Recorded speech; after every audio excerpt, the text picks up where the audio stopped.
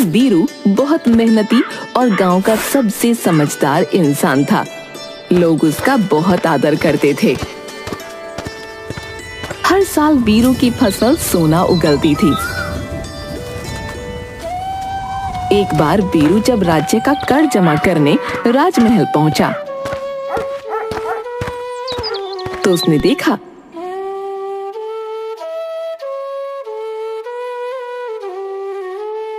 महाराज, राजकोष खाली हो रहा है। हमें प्रजा पर और कर लगाने होंगे, वरना हम दिवालिया हो जाएंगे महाराज। परंतु कैसे? प्रजा पर और बोझ नहीं डाला जा सकता। आखिर हमारी फसलों से पैसा क्यों नहीं आता? महाराज, ज्यादातर खेत बंजर हो गए हैं, वहां हल नहीं चलाया जा सकता। इसका असर फसलों पर भी पड़ता है महाराज। वीरू को पता था कि महाराज के लोग शाही खेतों में मेहनत से काम नहीं करते, लेकिन महाराज की समस्या सुनकर वो काफी परेशान हो जाता है और उसे एक उपाय सूझता है। वो कहता है, महाराज, मैं आपकी समस्या का समाधान कर सकता हूँ। तुम एक साधारण किसान हो। माना कि तुम्हारे खेतों में अच्छी फसलें होती हैं और तुम्हें हर चीज की काफी अच्छी समझ है, पर ये शाही मामला है। महाराज, आप मेरे ऊपर एक बार विश्वास करके देखें। मेरे पास एक सुनहरी मुर्गी है जो हर रोज एक सोने का अंडा देती है। क्या तुम सच कह रहे हो? क्या सच में तुम्हारे पास कोई जादुई सुनहरी मुर्गी है? याद रखो, ये कोई मजाक हुआ तो तुम्हारा सर धड़ से कट सकता है। अरे महाराज, मेरी ऐसी हैसियत कहां जो मैं आपके साथ मजाक कर सकूं। ये मुर्गी मैं आपको दे सकता हूं, लेकिन एक ही मुश्किल है। अगर ये मुर्गी आपके पास आ जाए तो राज्य में सोने की कमी खत्म हो जाएगी। कैसे मुश्किल है? महाराज के लिए भी क्या कोई समस्या इतनी बड़ी हो सकती है जिसे वो खत्म ना कर सकें? तुम निडर होकर बताओ। इस मुर्गी को केवल खेत में ही रखा जा सकता है। ये अंडे खेतों में देती है। जितना ज्यादा बड़ा खेत होगा उतने ज्यादा ये अंडे देगी। जितनी ज्यादा मिट्टी मुलायम होगी उतने ज्यादा अंडे सुरक्षित रहेंगे। यह भी कोई मुश्किल बात है? मंत्री जी, अब सैनिकों को आदेश दीजिए कि कल से ही शाही खेतों में अच्छी तरह से हल चलाकर वहां की मिट्टी को मुलायम कर दिया जाए। वीरू, खेतों की मिट्टी मुलायम हो जाने के बाद तुम अपनी मुर्गी को शाही खेतों में छोड़ देना। उसके सोने के अंडे लेने हम स्वयं जाएंगे। राजा के सिपाही पूरे राज्य के खेतों की मिट्टी को नरम बनाने के लिए उसमें हल चलाने लगते हैं।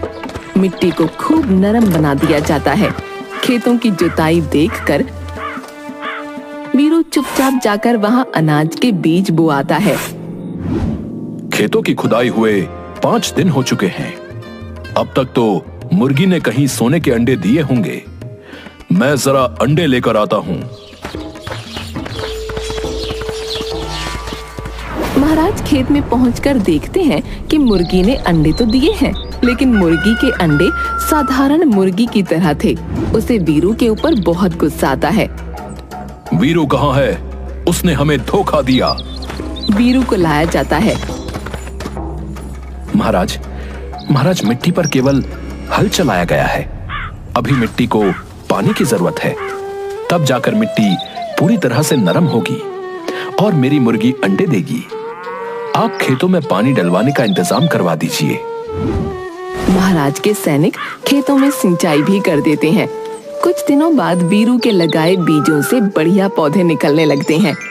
1 महीने बाद महाराज जब वापस खेत में जाते हैं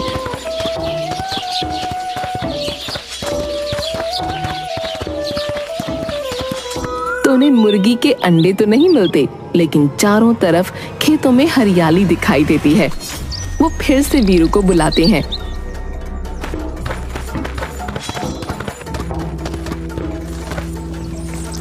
वीरू, तुम्हें जरा भी अपनी जान का डर नहीं। तुमने हमें धोखा दिया है। तुम्हारी मुर्गी सोने के अंडे नहीं देती। महाराज, असली खजाना मेहनत और ईमानदारी में है। शाही खेतों में सही समय पर जुताई और सिंचाई हो, बेहतरीन फसल होगी। जिसको बेचकर अच्छा खासा मुनाफा होगा और राजकोष सोने से भर जाएगा। तू सही कह रहा है, मुझे अपनी गलती समझ आ गई। तुम बहुत समझदार हो। मैं चाहता हूं कि तुम मेरे सलाहकार बन जाओ। वीरू महाराज का सलाहकार बन जाता है। महाराज वीरू को बहुत से उपहार देते हैं। सब कुछ बहुत अच्छा चल रहा होता है कि एक दिन महाराज के पास सूचना आती है। दुहाई हो महाराज, राज्य में बड़ी मुसीबत आ गई है। काली नाम की एक जादूगरनी राज्य में घुस आई है और जो उसकी बात नहीं मानता वो उन्हें पत्थर का बना रही है। मैं तो जादू से वैसे भी बहुत डरता हूं। वीरू, तुम्हारी परीक्षा की घड़ी आ गई है। बताओ, राज्य की प्रजा को बचाने के लिए हमें क्या करना चाहिए? महाराज, आप चिंता न करें, मैं खुद उसके पास जाकर उसका सामना करूंगा। वीरू गांव में बनाए गए काली के जादुई महल में जाता है। काली, तुम एक शक्तिशाली जादूगरनी हो। मैं जानना चाहता हूं कि तुम हमारे गांव में क्यों आई हो और क्या चाहती हो। तेरी हिम्मत कैसे हुई मुझसे ऐसा प्रश्न पूछने की? ये सारा ब्रह्मांड मेरा है, मैं कहीं भी जा सकती हूँ। मेरी शक्ति को कम मत समझ। तू गांव वालों को डराकर पत्थर बनाती है, उन्हीं से तेरा अंत होगा। तू इन सीधे गांव वालों पर राज्य नहीं कर सकती। वीरू गांव वालों को एकजुट करता है और सब मिलकर काली के महल पर पत्थरों से हमला कर देते हैं। काली इस अचानक हमले से घबरा जाती है और गायब हो जाती है। महाराज बहुत खुश होते हैं और वीरू को मंत्री बना देते हैं। ये देखकर राजा का मंत्री वीरू से ईर्ष्या के कारण उसे बदनाम करने की योजना बनाता है। ये वीरू तो महाराज का बड़ा ही चहेता बनता जा रहा है। अगर इसे जल्दी ही नहीं रोका गया तो महाराज इसे एक दिन प्रधानमंत्री बना देंगे और हम सबको इसके नीचे काम करना पड़ेगा। इसे महाराज की नजरों से नीचे गिराने के लिए मुझे जादूगरनी काली से मिलना होगा। मंत्री जादूगरनी काली से मिलता है। काली, मुझे वीरू को खत्म करने में मदद करो। बदले में मैं तुम्हें राज्य का आधा हिस्सा दूंगा। वीरू को हराना आसान काम नहीं है। वो बहुत चतुर है। आपने देखा नहीं, उसने मेरे जैसी शक्तिशाली जादूगरनी को भी 1 मिनट में हरा दिया। लेकिन उसने मुझसे दुश्मनी कर ली है। मुझे उसको इसका मजा चखाना ही होगा। मैं अपनी जादुई ताकत से उसे अपने जादुई जाल में फंसा लूंगी। जैसा मैं कहती हूँ आप बस वैसा करना। काली वीरू को फंसाने के लिए मंत्री को जादुई बीज देती है। तुम इस बीज को चुपचाप वीरू के खेत में लगा दो और दूसरा राजा के खेत में। वीरू के बीज में एक ही दिन में पेड़ निकल आएगा और सोने के सेब फलने लगेंगे। राजा के पेड़ से लोहे के सेब निकलेंगे। मंत्री बीज लेकर राजा के पास जाता है और कहता है, महाराज, देश की भलाई के लिए मैंने कड़ी तपस्या की। मेरी तपस्या से खुश होकर एक परी ने मुझको ये बीज दिया है और कहा है कि अपने राज्य के सबसे समझदार व्यक्ति के हाथों से इसे खेत में लगवा दो तो इसमें से सोने के सेब निकलेंगे। महाराज, शाबाश, तुम सचमुच देशभक्त हो। ये बीज वीरू को दे दो, क्योंकि राज्य का सबसे समझदार व्यक्ति वही है। वो ये जादुई बीज हमारे शाही खेतों में लगा देगा और फिर सोने के सेबों की फसल हमारे खजाने को और बढ़ा देगी। मंत्री वीरू को लोहे के सेबों वाला बीज दे देता है और उसे शाही खेत में लगाने को कहता है।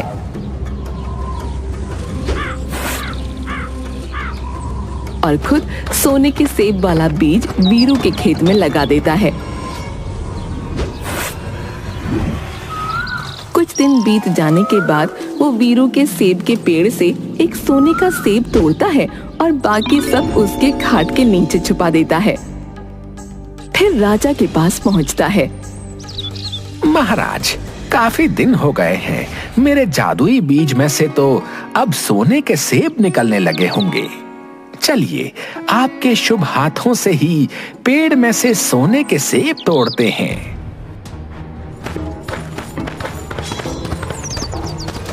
जब राजा वहां पहुंचते हैं तो पेड़ पर लगे हुए लोहे के सेब देखकर हैरान हो जाते हैं। उसी समय मंत्री काली की योजना के अनुसार सोने का सेब राजा को देता है। अरे, हमारे खेतों में तो लोहे के सेब उगे हैं, तो फिर तुम ये सोने का सेब कहां से ले आए?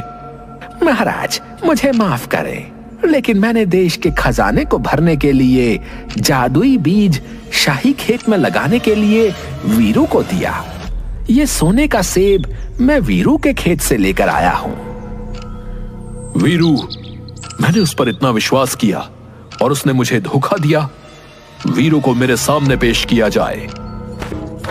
वीरू को राजा के सामने लाया जाता है तो राजा बीज के बारे में पूछता है। महाराज, मुझे किसी बीज के बारे में कुछ नहीं पता। वीरू के घर की तलाशी ली जाए, अपने आप सच्चाई सामने आ जाएगी। जब सिपाही वीरू के घर की तलाशी लेते हैं तो उसकी खाट के नीचे उन्हें सोने के सेब मिलते हैं। वीरू को जेल में डाल दिया जाता है। गांव वाले निराश हो जाते हैं। राजा वीरू को जेल में डाल देता है। वीरू के बेटे मुन्ना को जब इस बात का पता चलता है तो उसे महाराज पर बहुत गुस्सा आता है और वो अपने पिता को बचाने के लिए काली के महल में जाने को तैयार हो जाता है।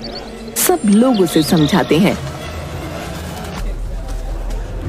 काली महल में जाने का खतरा मत उठाओ, उसकी जादू की शक्तियां बहुत शक्तिशाली हैं, वो तुमको भी पत्थर का बना देगी।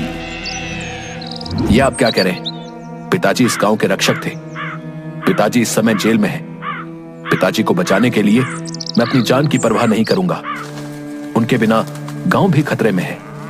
गांव में रहने वाली मुन्ना की दादी उसे समझाते हुए कहती हैं, देख मुन्ना, जादूगरनी काली की शक्ति शैतानों की ताकत पर टिकी है। उसे हराने के लिए तुझे महामाया की सच्ची शक्ति की जरूरत है। हाँ, मैं तुझे महामाया का सबसे शक्तिशाली मंत्र सिखा सकती हूँ। तेरा कोई बाल भी बांका नहीं कर पाएगा। दादी उसे माँ महामाया का शक्तिशाली मंत्र सिखाती है। मुन्ना काली के महल की ओर जाता है। काली के महल में अंदर जाने के लिए कोई दरवाजा नहीं था, इसलिए मुन्ना दादी का सिखाया हुआ माँ महामाया का मंत्र पढ़ने लगता है। मंत्र पढ़ते ही काली का महल हिलने लगता है और काली घबराकर महल से बाहर आ जाती है। मुन्ना को देखकर उसका चेहरा क्रोध से लाल हो जाता है। तू मेरी शक्तियों को ललकारने आया है? तेरी इतनी हिम्मत? काली, बुराई सच्चाई से जीत नहीं सकती। अब माँ महामाया की सच्ची शक्ति तुझे खत्म कर देगी। इससे पहले कि काली अपने मंत्र से मुन्ना को पत्थर का बनाती, मुन्ना जोर जोर से दादी का बताया हुआ मंत्र पढ़ने लगता है, जिसकी शक्ति से काली अपनी शक्तियों को खो देती है और एक साधारण महिला में बदल जाती है। देखो काली, सच्चाई की ताकत ने तुम्हारी सारी काली शक्तियों को हरा दिया है। अगर तुम सचमुच जीना चाहती हो तो तुम्हें महाराज के सामने बताना होगा कि सच्चाई क्या है, वरना माँ माया की शक्ति से नहीं बचोगी। मुन्ना काली को ले जाता है जहाँ गांव वाले और राजा इकट्ठा होते हैं। काली सबको सच्चाई बताती है कि वीरू से बदला लेने के लिए उसने मंत्री के साथ मिलकर ये योजना बनाई थी।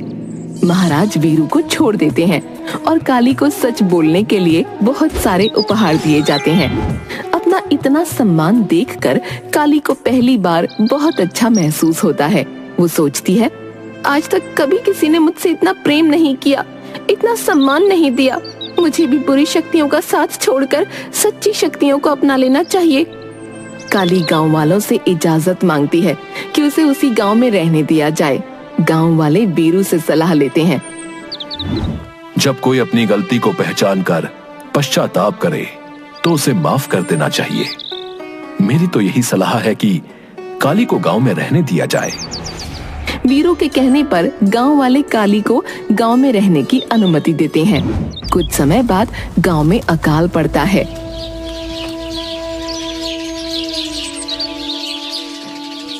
बारिश होने के कोई आसार नहीं दिख रहे हैं। हमारे पास कोई उम्मीद नहीं बची है। अब तो कोई ही अपने जादू से हमारी जान बचा सकती है। मैंने अपनी जादुई शक्तियों को कभी भी उपयोग न करने की कसम खाई थी। अगर मैंने ऐसा किया तो मुझे अपने एक अंग का दान करना होगा, लेकिन अब इस गांव के लिए मुझे अपने जीवन का एक बड़ा त्याग करना होगा। काली गांव के प्राचीन मंदिर में जाती है और अपनी जादुई शक्तियों का उपयोग करके बारिश लाने के लिए एक अनुष्ठान करती है। बारिश होते ही काली अपनी आंखें खो देती है। काली मौसी, आपने हमारी जान बचाई है। हम कभी भी आपके बलिदान को नहीं भूलेंगे।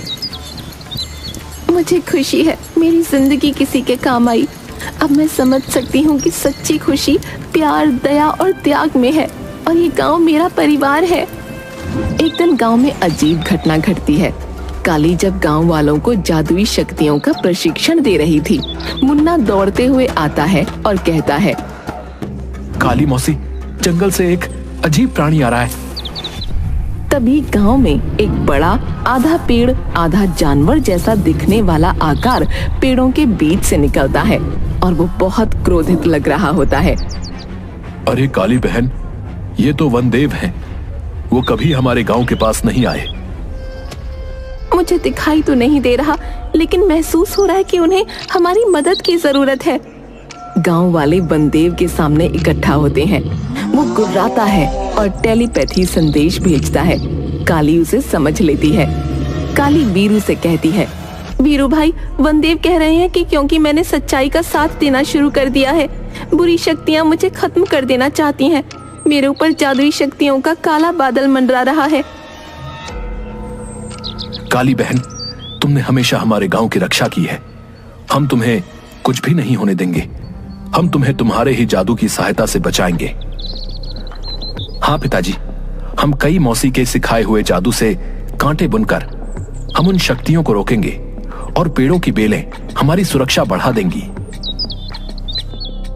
गांव के लोग काली के सिखाए जादू का इस्तेमाल करते हैं और जमीन में से तरह तरह की बेलें निकलकर एक दूसरे से जुड़ जाती हैं। लेकिन जैसे ही रात होती है, बुरी शक्तियां पेड़ की बेलों की जाल से बाहर आ जाती हैं। गांव में अंधेरा होने के कारण वो इधर उधर वार करने लगती हैं, जिससे गांव वाले घायल होने लगते हैं। मुझे अपनी शक्तियों से गांव में रोशनी करनी पड़ेगी। अगर मैंने रोशनी नहीं की तो वो बुरी शक्तियां पूरे गांव को शमशान में बदल देंगी। समय आ गया है, मुझे अपनी जान की कुर्बानी देनी होगी। काली आगे बढ़ती है, अपनी सारी शक्तियों को अपनी सांसों में रोक लेती है और उसकी जादुई शक्तियां एक चकाचौंध रोशनी में बदल जाती हैं। रोशनी से घबराकर बुरी शक्तियां कमजोर होकर गायब हो जाती हैं, लेकिन काली जमीन पर गिर जाती है। वीरू एक सच्चा किसान है। उसकी वजह से सिर्फ मैं नहीं बदली, बल्कि पूरा गांव बदल गया। असली जादू सच्चाई और मेहनत में, आपसी प्रेम में होता है। मैं चाहती हूँ कि मेरा ये गांव हमेशा इस बात को याद रखे। ऐसा कहने के बाद काली की मृत्यु हो जाती है, लेकिन जादूगरनी काली के इस त्याग को कभी भी कोई नहीं भूला और गांव का नाम बदलकर कालीपुर रख दिया गया।